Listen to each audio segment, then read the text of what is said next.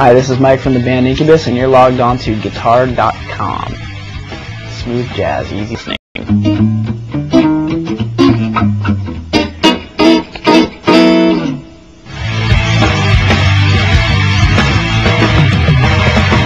Isn't it strange that a gift could be an enemy? I probably use most.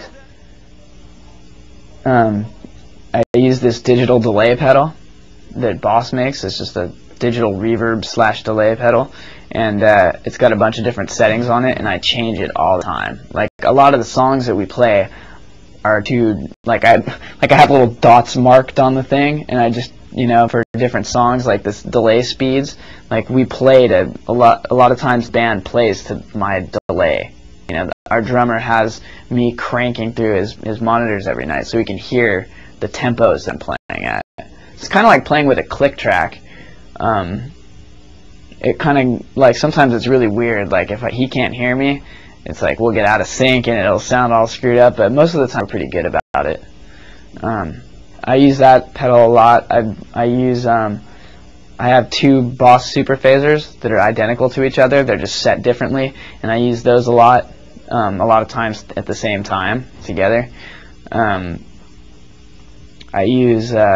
I have this Hughes and Kettner Rotosphere pedal, which is really awesome. It sounds like a Leslie, and I use that on not a lot of songs, on maybe like 3 or 4 songs in the set.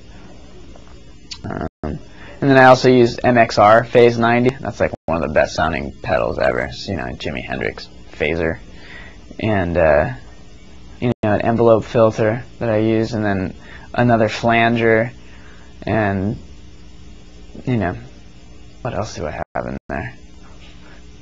I have a ring modulator, which is really weird. I don't use it that much, though, just in like certain things where I like to make lots of noise. And I think that's it. And an octave pedal, actually.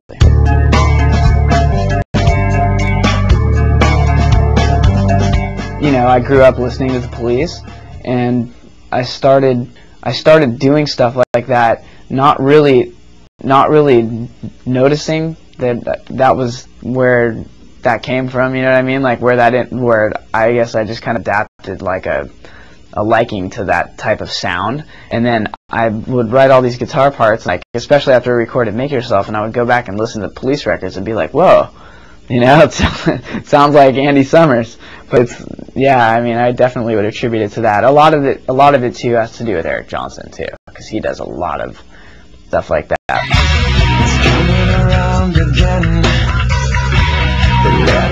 Well, I think that the main difference between our album Make Yourself and things that we had done in the past was being more conscious of what everything else was doing, but specifically the vocals. And I think I tailored my playing much more to the vocals. And a lot of the vocal lines were written simultaneously with guitar parts.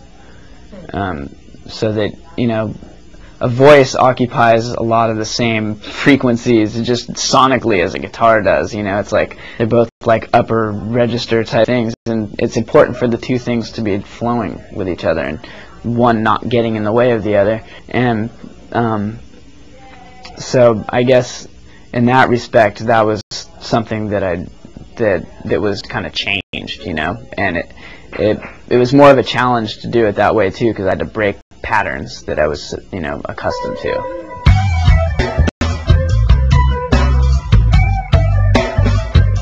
That was a song where, you know, as a band we would get into habits of doing things, you know, like when we did our newest album, we didn't want to like just repeat things that we had already done before. And in The Warmth, you know, it's like this cool kind of like vibey type, almost like reggae feel to it, sort of. And then it goes into this chorus part, and you know, everybody in the band, or certain members of my band, you know, wanted us to go into like this big heavy thing, you know, and I was like, no, you know, let's do something totally just like textural, you know, and keep it kind of in the same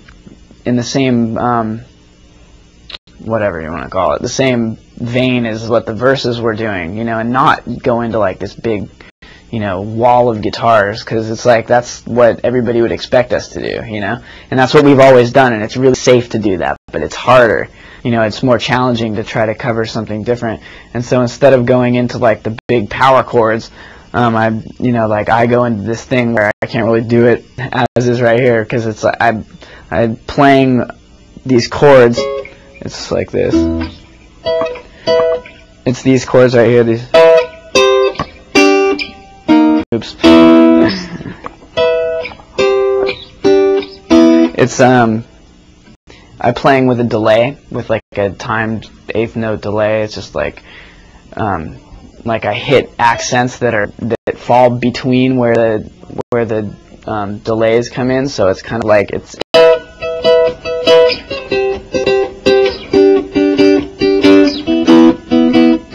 But I'm just imitating actually delay that's on there. I'm actually only going.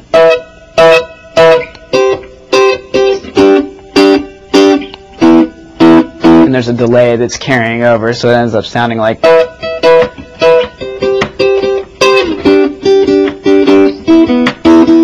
it's kind of like a textural thing that flows over, the bass and the drums are kind of playing more open and heavier. But I didn't want to go in and start playing like, big power chord. I wanted to do something that was just kind of more ethereal sounding. And that's kind of an example of something that I would have probably done differently, years ago. I would have probably just gone in and started playing like the heavier stuff, because it's easy. It's easy to do that. It's just, it's like at this point, if I were to just jump into something like that, it's almost like I'd feel like I was copping out of something. Because it's just the easiest thing is to just go do that. And, I guess if it's the right thing to do, I would probably do it. Like if I felt like musically it just really, really wanted to go there, I'd probably end up doing it. But I definitely felt like there was room to go do something else. So.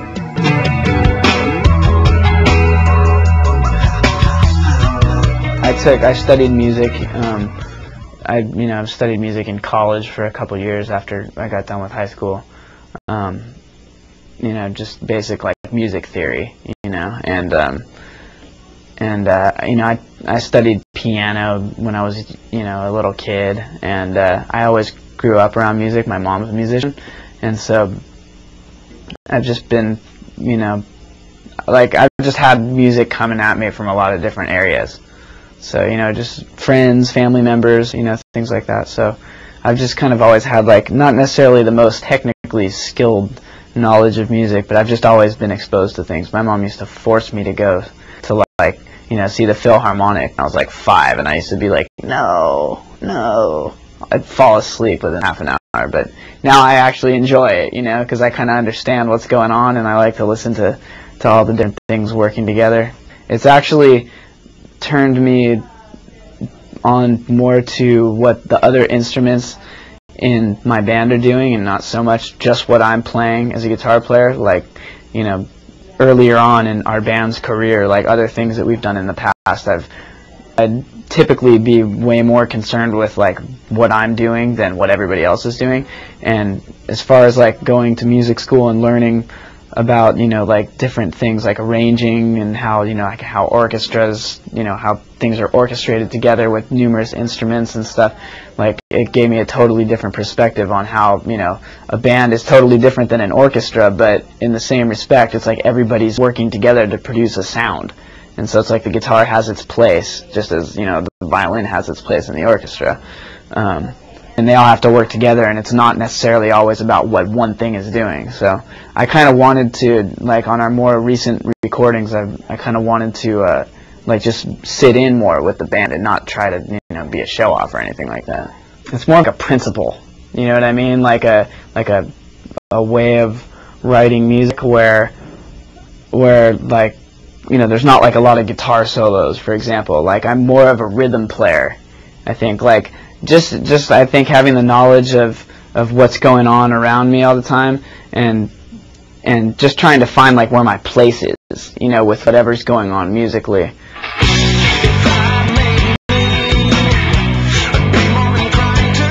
I played guitar and bass. I have like a little recording studio set up kind of thing at my house, so I'm always recording things and just kind of messing around. So my fingers are always pretty well worn in.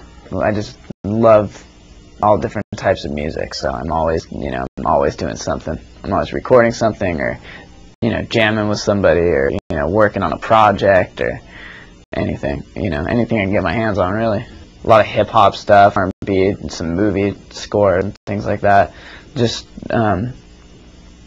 whenever I can, whenever I'm home, I like to stay really busy, and I enjoy it. I like going into situations where I don't know ahead of time any of the music or what I'm going to be working on, just walking in and having somebody go, okay, here, just play something to this. And I just get to go off. It's really fun.